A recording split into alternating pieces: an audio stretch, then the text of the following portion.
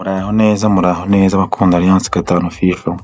Uyu munsi twafitiye inkuru itangaje cyane rwose, mwese muraza kumirwa. Gusa ntabwo turasobanukirwa neza koko niba ari kwibeshya kw'imashini cyangwa se niba ari ukwibeshya kw'abashyize amanota muri sisitemu. Muri make inkuru tubafitiye ni inkuru ya NESA. NESA, ikigo cy'igihugu gishinzwe gutegura ibizamini n'imicungire y'amashuri mu Rwanda, cyagiyeho muri 2020. Umva uyu munsi no cyakoze amabara. Hakomeje kunengwa cyane uburyo amanota asohokamo, uburyo amanota atangazwamo. Ababyeyi bavuga bati ese ni gute byumvikana bite ko umuntu yabona amanota aggregate cyangwa se bayabumbiye hamwe bakayabara mu mibare mu buryo bayibaraga, ariko ntamenye nyirizina ngo ese niba wenda nko muri primaire dukora amasomo 5, amenye ngo mibare nabonye wenda 70%, igifaransa ntabwo bagikora, wenda science mbona 60%, social mbona 90%, ndetse n'icyongereza cyangwa se Ikinyarwanda naho ngira amanota yanaye. Rero hakomeje kunengwa cyane uburyo n'isi yatangazamo, ababyeyi bakitaka ko ntabwo tubimenya, abanyeshuri bavuga bati ese ni gute ubundi wanasanga wenda bayiba.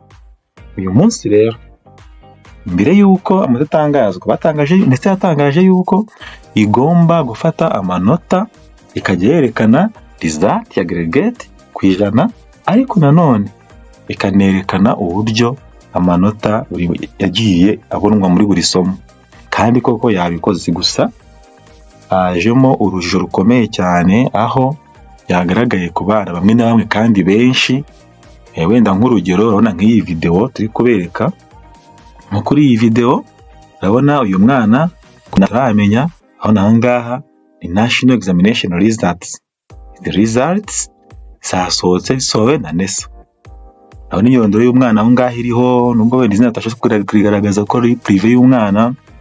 Urabona amasomo yose yakoze ni 5, ndetse percentage cyangwa se ku ijana amanota yagize ni 49.4%. Ni make nkuko NESA bitangaje mbere. Umwana wese ajya munsi ya 50 agomba gusibira, ntago azabona promotion yamujyana mu yindi level, agomba gusibira. Ahangaha rero uyu mwana ni fail. Ahangaha hasi raho n'umwanzuro uri kubona result status. Urabona ko status ya result ye nkuko byanditse ahangaha ngo unfortunately you did not pass the examination.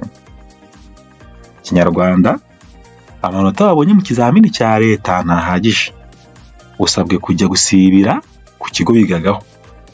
Abishyira no mu Cyongereza. Ariko noneho aho NESA yabereye akaga, yabereye akabarore, yakoreye amabara twayobewe, yakoze ibitaramenyekana, yakoze sinzi uko twabyita. Ahangaha agaragaza amanota yose ya buri somo, amasomo yose uko ari 5. Nkuko ibona habanze social and religious studies, afite 97%. Grade leta ni A, kandi twese tuzi yuko A ni grade ya mbere, kuko grade 97% ni grade ya mbere. Cyumvikane neza ko umwana yagombye kuba afite A n'ibyo kuko nta kibazo gihari. Mu Kinyarwanda agira aho ngayo kubona 88, nayo urumva ni hejuru 85, nayo ni A. Muri science umwaje mu 9, urumva ko ni nkaho yujuje. No mu Cyongereza agira mu 9.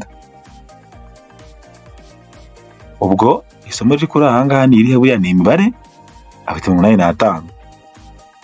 Bigaragara neza ko afite amanota yose ari hejuru ya 85, hose afite A.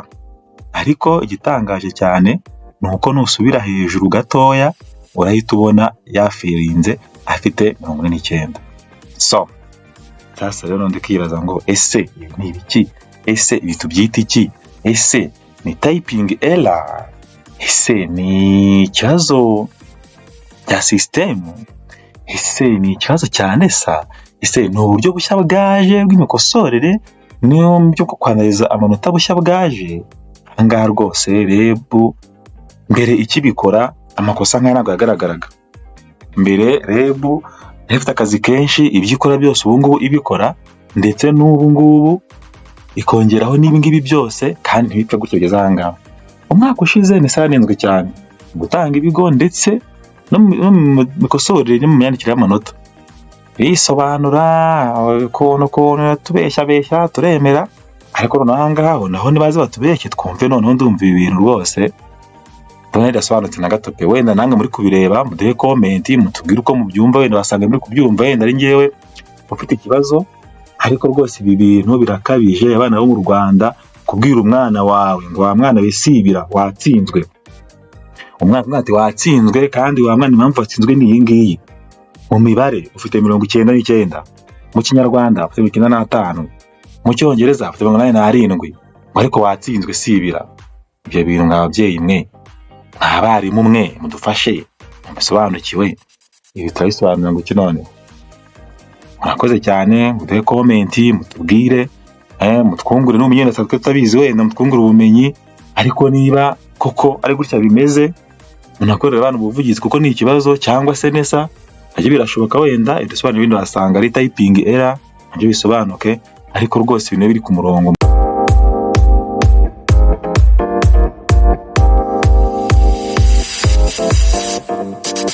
N'undi mwana nawe wo muri segonderi, ubwo ni muri lower secondary, noneho we ni amabara, we yagize amanota hose F, uretse hamwe gusa mu Kinyarwanda yagize E, ariko noneho amanota yose hamwe afite 93%, kandi ni pass yayimutse bahawe n'ikigo rwose.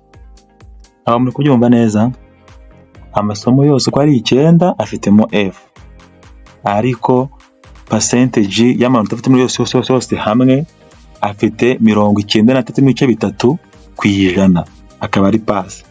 Kandi mu Kinyarwanda nafite menshi, afite 31, muri physique 20, muri geography 40, Icyongereza 30, ahandi hose 18, ahandi, ariko byose hamwe ku ijana afite 93.3%, kandi ni pass rwose. Nesa rwose ndakwikundire cyane, Nesa uri uwa mbere kabisa. Murakoze cyane, turabakunda cyane, mugire ibihe byiza.